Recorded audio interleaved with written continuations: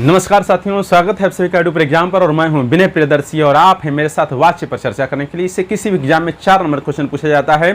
तो आज हम जानेंगे वाच्य क्या होता है और वाच्य के भेद पढ़ने से पहले वाच्य की संपूर्ण डिटेल जानकारी प्राप्त करेंगे। फिर वाच्य की सभी भेदों के बारे में जानकारी प्राप्त करेंगे।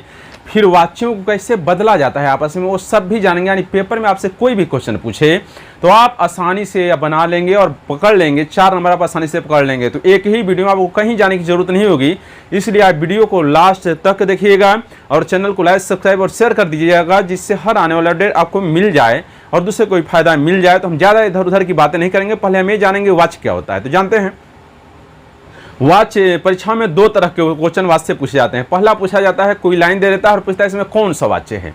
और दूसरा टाइप जो क्वेश्चन पूछा जाता है उसमें वाच्य को बदलना होता है। कर्तृवाच्य को क्रमवाच्य में बदलने, एक क्वेश्चन दिया है पूछ देता है कर्तृवाच्य में क्वेश्चन दिया, पूछता है इसका क्रमवाच्य क्या होगा, या क्रमवाच्य में दिया उसका इसका भाववाच्य क्या होगा। यानी वाच्यों को आपस में बदलने का क्वेश्चन भी पूछा जाता है। तो आज हम इस वीडियो में एक ही वीडियो में कंप्लीट वाच्य कंप्लीट कर देता हूं, आपको कहीं जाने की जरूरत नहीं है। तो जरा हम जान लेते हैं वाच्य किसे कहते हैं। वाच्य जिसे आप इंग्लिश में वॉइस कहते हैं। जान लीजिए, इंग्लिश में 2 ही वाच्य होते हैं, एक्टिव और पैसिव, पर हिंदी में 3 होते हैं। आज इन पर सारी चर्चाएं करूंगा और हम एग्जाम्पल से कैसे पकड़ लेंगे कौन सा वाच्य है। आज एक ही वीडियो में मास्टर कंसेप्ट, तो मैं इधर उधर की बातें नहीं करता हूं, चलता हूं सीधा वाच्य पर।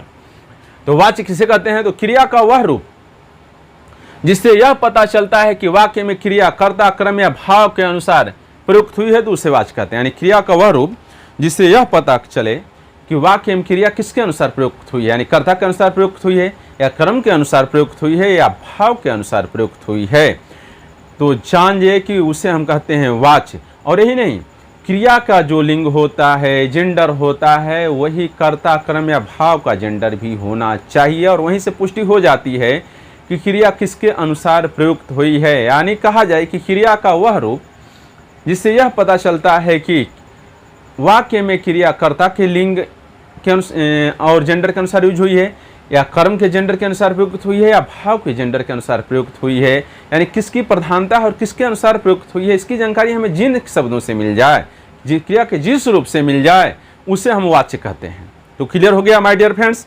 तो यानी वाच्य क्रिया का वह रूप है जिससे यह पता चलता है कि वाक्य में क्रिया कर्ता के अनुसार या क्रम के अनुसार या भाव के अनुसार में से किसके अनुसार प्रयुक्त हुई है, इसकी जानकारी हमें जिस चीज़ से मिलती है उसे हम कहते हैं वाच्य। तो अब क्लियर हो गया। जैसे मैंने 3 उदाहरण लिया है। एक है मोहन क्रिकेट खेलता है, दूसरा है मोहन के द्वारा क्रिकेट खेला जाता है, तीसरा है मोहन से खेला नहीं जाता है। देख लेंगे और आपसे पूछा जाएगा इसमें कौन सा वाच्य है। ऐसे क्वेश्चंस पेपर में आएंगे तो आपको आज मैं बताने जा रहा हूं कैसे हम जानेंगे। तो देखिए, तो ऐसे क्वेश्चन आएंगे, मोहन क्रिकेट खेलता है, तो बताए हैं वाच्य जानिए 3 प्रकार के होते हैं, कर्तृवाच्य, कर्मवाच्य और भाववाच्य। तो यह उनमें से कोई एक हो सकता है, ये भी उनमें से कोई एक हो सकता है, ये भी उनमें से कोई एक हो सकता है। यानी 3 उदाहरण 3 वाच्यों को रिप्रेजेंट करते हैं। तो हम कैसे पहचानेंगे कि कौन सा उदाहरण किस वाच्य को रिप्रेजेंट करता है। तो आज इसके लिए हम जानने, इसको समझने से पहले हम कुछ पहले वाच्यों की परिभाषा और उनको क्लियर कर देते हैं कि वाच्य क्या है। इसके बाद ही हम चर्चा करेंगे और बस शब्द से पता लगा लेंगे कि कौन सा वाच्य किस में है। ज़्यादा सोचने की जरूरत नहीं है। तो पूछेगा वाच्य के कितने भेद होते हैं, तो याद रखना है वाच्य के 3 भेद होते हैं हिंदी में, और इंग्लिश में 2 ही भेद होते हैं, एक्टिव वॉइस और पैसिव वॉइस। जरा ध्यान देंगे, और इंग्लिश में 2 ही भेद होते हैं और हिंदी में 3 भेद होते हैं। दूसरी बात, कौन कौन वाच्य है? पहला है कर्तृवाच्य, दूसरा है क्रमवाच्य और तीसरा है भाववाच्य। कर्तृवाच्य जान लेते हैं क्या होता है। इसको हम कहते हैं एक्टिव वॉइस। इंग्लिश में क्या कहते हैं? Active voice. जिस वाक्य की क्रिया कर्ता के अनुसार होती है उसे कर्तृवाच्य कहते हैं। अब जरा ध्यान देंगे, जिस वाक्य की क्रिया कर्ता के अनुसार होती है उसे हम क्या कहते हैं? कर्तृवाच्य कहते हैं। अर्थात इस वाक्य में कर्ता की प्रधानता होती है। बस हमें वह शब्द पकड़ना है जिससे हमें पता चल जाए कि इसमें कर्ता की प्रधानता है कि नहीं है, कर्म की कर्ता की प्रधानता है या क्रम की प्रधानता है या भाव की प्रधानता है। तो आज हम वही जानेंगे। तो हम यहाँ देखेंगे कि ये वाक्य कर रहे हैं और इसमें पकड़ना है किसकी प्रधानता है। तो दिया है राम किताब पढ़ता है, तो प्रश्न उठेगा, प्रश्न कहते हैं कौन पढ़ता है। यदि उत्तर मिल जाए तो जानिए कि वो कर्तृवाच्य है, कर्ता की प्रधानता है। तो आप देखेंगे पूछेगा राम किताब पढ़ता है, तो कौन पढ़ता है? तो राम, यानी इसमें प्रधान राम है। और क्रिया देखिए राम के जेंडर के अनुसार ही प्रयुक्त हुई है। राम पुल्लिंग है तो क्रिया का भी जेंडर वही है, पढ़ता है पुल्लिंग है। किताब के जेंडर के अनुसार नहीं प्रयुक्त हुई है। तो हमेशा आप जानेंगे कि जब भी सेंटेंस आए तो मैंने बताया है क्रिया का वह रूप जिससे यह पता चले कि वाक्य में क्रिया कर्ता के अनुसार प्रयुक्त हुई है या क्रम के अनुसार प्रयुक्त हुई या भाव के अनुसार। तो जब ही क्रिया कर्ता के अनुसार प्रयुक्त हुई, मतलब कर्ता का जो जेंडर है वही क्रिया का जेंडर हो और तो आप सीधा पहचान लेंगे कि उसमें कर्तृवाच्य है। देख लीजिए, तो इसमें हो गया कर्तृवाच्य, नहीं राम का जो जेंडर है वही पढ़ता है, पुल्लिंग का जेंडर है ना दोनों। इसी तरह से सीता आम खाती है, प्रश्न उठेगा कौन खाती है, हमेशा कौन का क्वेश्चन करेंगे। यदि उत्तर मिल जाए तो आप सीधा जान लेंगे कि कर्तृवाच्य। दूसरा चीज ये भी पहचानेंगे कि कर्ता का जेंडर और क्रिया का जेंडर मैच कर रहा है कि यदि दोनों का जेंडर मैच कर जाए तो उसमें कर्तृवाच्य होता है। देखिए सीता खाती है, सीता स्त्रीलिंग है, यहाँ क्रिया भी उसी रूप में हुआ है, उसी जेंडर में यूज हुआ है। तो जब भी कर्ता के जेंडर में क्रिया प्रयुक्त हो तो समझिए उसमें कर्ता की प्रधानता होती है और उसमें कर्तृवाच्य होता है। अब क्लियर हो गया नहीं हो गया, कौन का प्रयोग यूज करेंगे। और इसके अलावा ये भी देखेंगे कि कर्ता का जेंडर और क्रिया का जेंडर दोनों सेम यूज हो रहा है कि नहीं।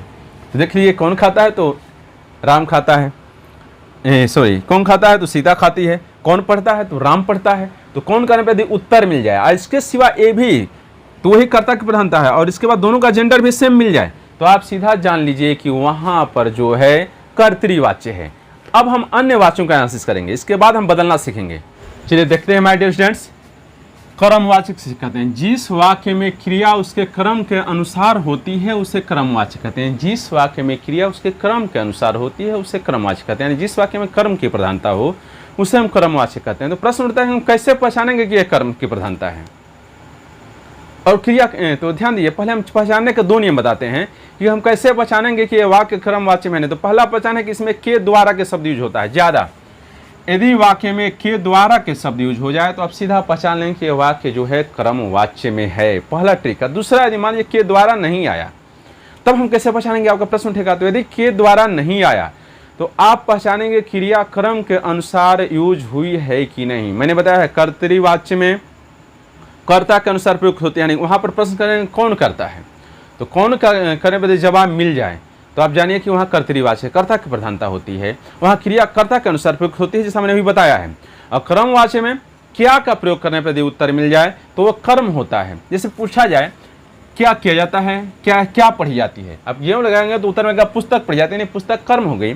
उस तरह से इसमें क्या खरीदे जाते हैं तो आम खरीदे, जब ही क्या यूज करेंगे तो यदि उत्तर उसका मिल जाए उसी सेंटेंस में तो आप समझ लीजिए कि जिसका उत्तर मिल रहा है वो उत्तर कर्म है। और ये भी चेक करेंगे कि उस क्रिया जो उत्तर मिल रहा है कर्म के अनुसार यूज हुए कि नहीं। जैसे देखेंगे श्याम के द्वारा पुस्तक पढ़ी जाती है, तो मैंने बताया या तो के द्वारा शब्द रहे तो पहचान लेंगे कर्मवाच्य, के द्वारा नहीं रहे तो देखेंगे कर्म क्या है। मैंने पूछा क्या पढ़ी जाती है तो पुस्तक पढ़ी जाती है, तो पुस्तक क्या है स्त्रीलिंग है, तो देखिए क्रिया भी उसी लिंग में यूज हुई है, यानी कर्म के अनुसार क्रिया यूज हुई है, ना कि श्याम करता है। और जानते हैं श्याम पुल्लिंग है तो क्रिया पुल्लिंग होती तब तो कर्तृवाच्य होता, लेकिन देखिए ये पुस्तक जो कर्म है वो स्त्रीलिंग है और क्रिया इसी लिंग में जब प्रयुक्त हो, यानी क्रिया कर्म के लिंग में जब प्रयुक्त हो, यानी कर्म के अनुसार जब प्रयुक्त हो तो वहाँ कर्मवाच्य होता है। तो कर्मवाच्य पहचाने के दो नियम होंगे, या तो उसमें के द्वारा शब्द आए, यदि के द्वारा तुम सीधा पहचान लिए कर्मवाच्य है।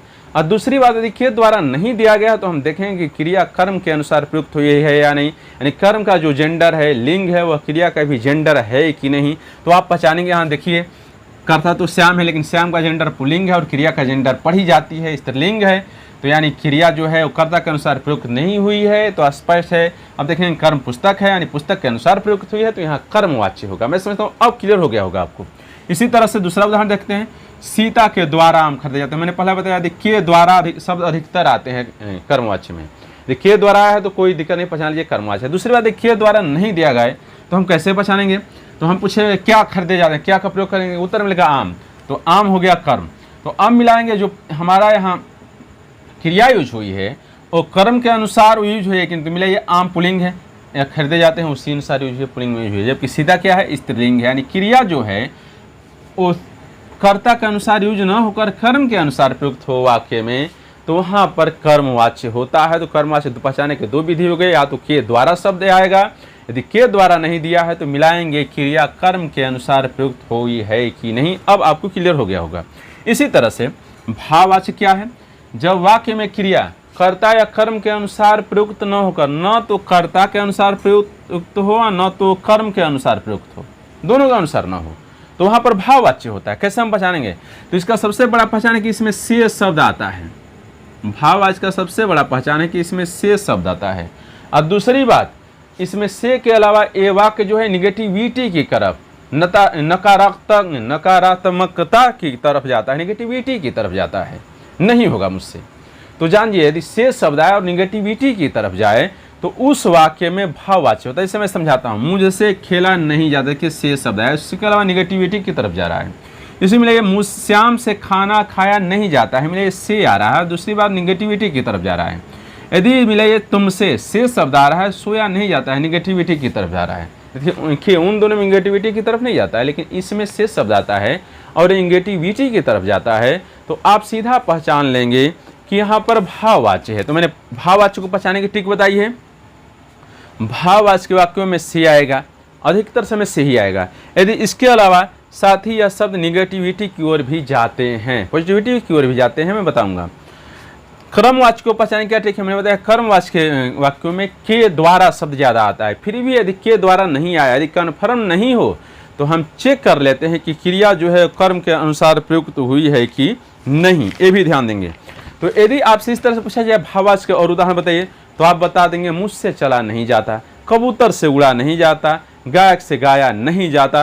तो ये सारी चीजें भाववाच्य में आ गई हैं। मैं समझता हूं अब पहचानने में आपको कोई दिक्कत नहीं होनी चाहिए। अब चलते हैं उन सेंटेंसों पर जहां पर हम अब वाच्यों को चेंज करेंगे। कर्तृवाच्य को कर्मवाच्य में कैसे बदला जाता है, कर्मवाच्य को भाववाच्य में कैसे बदला जाता है, इन सब सारी चीज़ों को हम देखेंगे और जानेंगे। तो अब आप पहचान लिए होंगे कि कर्तृवाच्य की क्या पहचान है। जैसे राम पढ़ता है, तो कौन पढ़ता है? राम। सीधा राम के अनुसार क्रिया यूज हुई है। राम पुस्तक पढ़ता है, तो राम तो क्रिया जो है राम के अनुसार जब यूज हुई हो, तो वहाँ पर कर्तृवाच्य कर्ता के अनुसार यूज हुई हो, वहाँ कर्तृवाच्य। क्रिया जब कर्म के अनुसार यूज हुई वहाँ कर्मवाच्य। और क्रिया जब कर्ता और कर्म के अनुसार न यूज होकर दोनों से अलग रूप में यूज हुई हो, तो वहाँ पर भाववाच्य होता है। इतना आपको क्लियर हो गया होगा। अब वाच्य पहचानने में कोई दिक्कत नहीं होगी। अब चलते हैं वाच्य को बदलना। कर्तृवाच्य को कर्मवाच्य में कैसे बदला जाता है, कर्मवाच्य को भाववाच्य में कैसे बदला जाता है। एक सेंटेंस देता और पूछता है, तो आप इसको भी सीख लेंगे और बड़ा इजी है, इसके बाद आसानी से बना लेंगे। चलिए समझते हैं। देखिए साथियों, पेपर में पूछता है आपसे कि कर्तृवाच्य में देता है, पूछता है इसमें कर्मवाच्य में कौन सा होगा, 4 ऑप्शन दिया रहता है। आप पूछता है कर्तृवाच्य में दिया रहेगा, पूछेगा भाववाच्य में कौन सा होगा, 4 ऑप्शन दिया रहता है। कैसे बदला जाता है जरा हम सीख लेंगे। कर्तृवाच्य में दिया है राम विद्यालय जाता है, तो मैंने बताया है कर्मवाच्य में जाते हैं उसमें के द्वारा जुड़ जाता है और क्रिया जो है वो कर्म के अनुसार हो जाती है, कर्ता के अनुसार नहीं होती है। तो यहाँ पर क्या हो जाएगा, राम के द्वारा विद्यालय जाया जाता है। अब देखिए इसी तरह सीता पत्र लिखती है, तो यहाँ पर क्या होगा, सीता के द्वारा पत्र लिखा जाता है। देखिए पत्र के अनुसार क्रिया यूज होगी और के द्वारा यूज होता है। इसमें सबसे बड़ी विशेषता यही है। यहाँ पर देखिए चलो चलें, चलो चलें का क्या होगा, चलो चला जाए, यानी हमेशा जो है कर्म के अनुसार क्रिया यूज होगी। तो आप सीधा पहचान जाएंगे वो कर्मवाच्य में है। तो जब भी ऐसा सवाल आए कर्तृवाच्य से कर्मवाच्य में बदलना हो, तो मैं समझता हूँ अब आप इसे बना लेंगे। इस तरह दूसरी तरह मैं नहीं सोता, तो इसका भाववाच्य क्या होगा, मुझसे सोया नहीं जाता, यानी से तो आएगा ही, साथ ही साथ मैंने बताया है कि निगेटिविटी की तरफ भी जाता है। भाववाच्य में के वाक्यों में या तो से आएगा या निगेटिविटी आएगी या दोनों आएगा। सबसे बड़ा पहचान है। राजू तेज दौड़ता है, तो भाववाच्य में क्या, राजू से तेज दौड़ा जाता है। न तो कर्म पर प्रभाव है, न तो कर्ता के अनुसार क्रिया होती है, न तो कर्म के अनुसार होती है। वह जोर से हंसता है, यानी उससे से आ गया, जोर से हंसा जाता है। यानी जान जाइए कि भाववाच्य में या तो वाक्यों में से आता है या निगेटिविटी आती है, या से या निगेटिविटी दोनों आते हैं। तो जब भी इस टाइप सेंटेंस आए तो आप इसको बदल लेंगे। तो मैं समझता हूं कि आपको वाच्य क्लियर हो गया होगा एक ही वीडियो में कि कौन सा वाच्य है, कैसे बदला जाता है। मैंने अपनी ओर से बताने का भरपूर प्रयास किया। यदि आपको सेशन पसंद आ गया हो तो आप इसको लाइक और शेयर कर दीजिए। तो चैनल पर नए हैं तो इसको सब्सक्राइब कर दीजिए। फिर मिलते हैं दूसरे दिन। Good night.